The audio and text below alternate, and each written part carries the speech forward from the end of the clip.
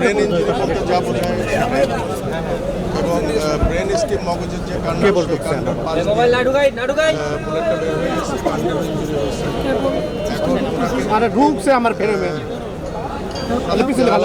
ওনাকে হ্যাঁ বাসায় রাখছে। তবে কেবল ডিসপোজ হয়ে আসার আছে কথা যেটা লাইফ যেটা বলেছেন এটা ওনার ভেতরে এখন আছে। এটা বিশ্বাস হয়ে যায় না। আমরা আশাবাদী এবং আমি অপারেশনের মধ্যে আমাকে অ্যানেস্থেশিয়া যিনি প্রফেসর মানে বারবার আমাকে অ্যাসিওর করছেন যে ওনার নিজস্ব যে মাইক কেমনে তো শ্বাস প্রশ্বাসের ইফোর্ট যেটা মাইক ওটা ওনার ছিল।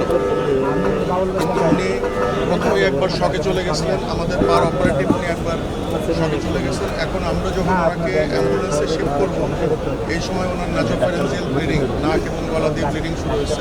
তো ওইটা আমরা মোটামুটি ম্যানেজ করছি।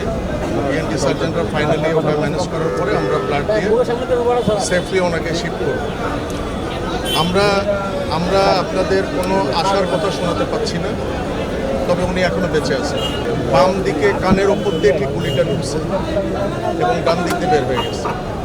আর আমরা খুলিটা খুলে রেখে দিচ্ছি বাম দিকে, কারণ বাম দিকে হলো এক্সিট রুম, ওখানে মগজ বেশি ক্ষতিগ্রস্ত হচ্ছে।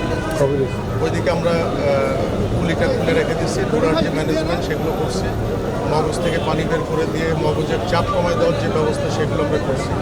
আমাদের পক্ষে যতটুকু করা সম্ভব আমরা করছি, কিন্তু বেসিক্যালি ওনার অবস্থা খুবই ক্রিটিক্যাল।